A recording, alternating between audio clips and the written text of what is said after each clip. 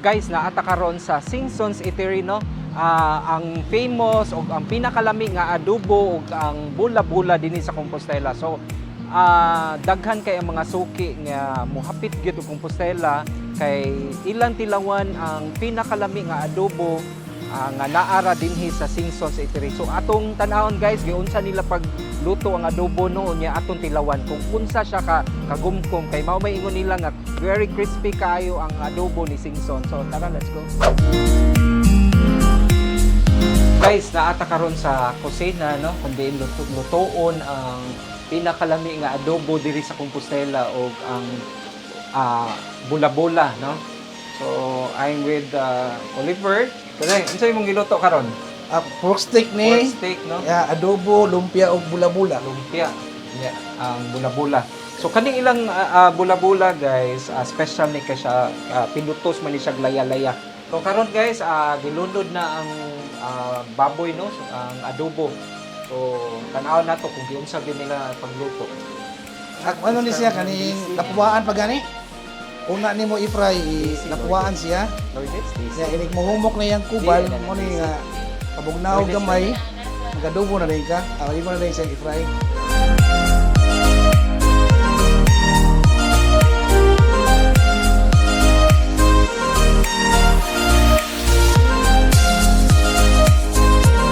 Unsa na giri kadugay mo diri nagkuan gud? Luto pa adobo bula-bula. Yung sa kumaba, panahon pa sa mama ni Lola Bincia. Oh, napasa na ni siya. Nari ni Lola Bincia, dayon ni mama. Ako na dayon. Mga pila ka tuig na ka? Sobra na. Mga 50s, mga bigyan ko mama. Sugod si Lola. Kadugay na po. Napasa. Kuhan ko, ipuli ko mga 2004. Nagsugod kong luto. Hindi mo ko kamang luto yan. Naundar ako trabaho yan. Matalikuan ako. Tabunan ni siya kay magsiman siya buto-buto niya. Mo kalma-kalma na ang iyang kuhan. Hindi na kayo siya magpiti-piti. Mo to imong tandugon.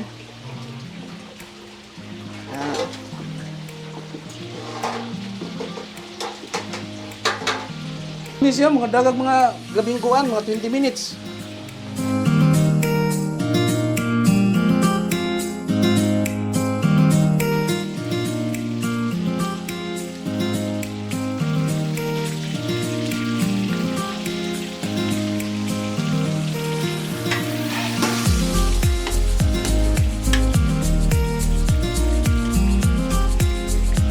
So guys, aside sa ilang famous nga adobo, bula-bula, daghan to silang mga pagkaon nga baligya diri, no? Na sila'y humba, dinuguan, pinulang isda, apritada, halang-halang, munggos, pork steak. Pero ang ilang pinaka bestseller ang adobo, no? Crispy nga adobo o ang bula-bula. Napod sila'y pansit o bami. So, of course, ang ila pong lumpia, lamig usapod sa mga lamig na pagkaon diri, no? So, nana ang adobo, tilawan nato ron. So guys, mauna ni ang bag-ong haon nga adobo dinhi sa Singsons Eatery, no? Per piece it's 85 pesos, so affordable kaayo, lami, unya crispy kaayo, especially kung bag-ong haon ang adobo, so tilawig yun ninyo diri guys. So guys, bag-ong luto o bag-ong haon nga bula-bula. So tag 85 pesos gihapon ni siya per piece. So lami gyud kay nila bula-bula, special kay pinuto siya laya-laya, no?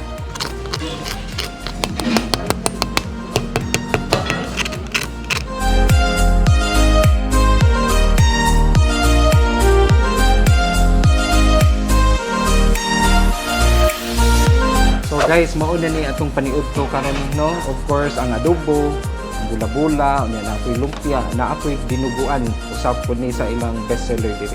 Unya na apoy bambi. So kaunta, unahon nato ang adobo guys, no? So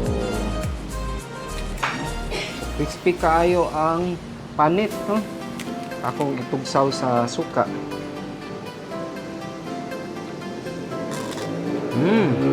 Grabe ka crispy. Ano kayo, no? Ang kubal sa adobo.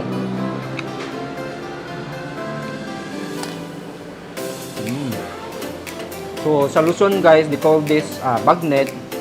Sa Cebu, adobo, mao ni adobo na mo. So with this kind of food, lamig gyud kayo kung kinamot no, kay kanang ma-feel gyud mo ang kaon nga lamig gyud kayo. Kay napos sila wan ang adobo, ang bula-bula, no? Ang bula-bula nila pinutos ni sa laya-laya. So part na siya sa intestine sa baboy. So butok gyud kayo ang adobo, no? Meat gyud kayo siya, oh. So, I with Ate Sally, no? So, usa siya sa mga regular customers din sa Singsons, no? Unsa imong usually order paliton dire? Karon mag-try ko sa ilang adobo. Pero sa una magpalitan na ka diri nga adobo. Or, Akong ba na may okay. Sunod sila nga lang ko. Ito. So, karon ako na sa'yo mag-try sa ilang adobo. Guys, atong interviewon si Ate, no? Ate Jing. Usa po siya sa mga regular customers din sa Singsons ito. Ang taga-Compostela ra ka din. Dugay na ka nga customer diri? Oh, dugay na din ni palitan diri.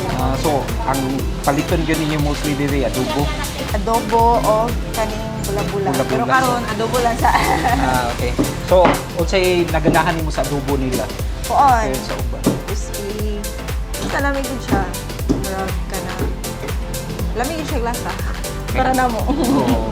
Yeah, kagumkong kayo ang Oo. pangit, no? Lamig gyud kayo.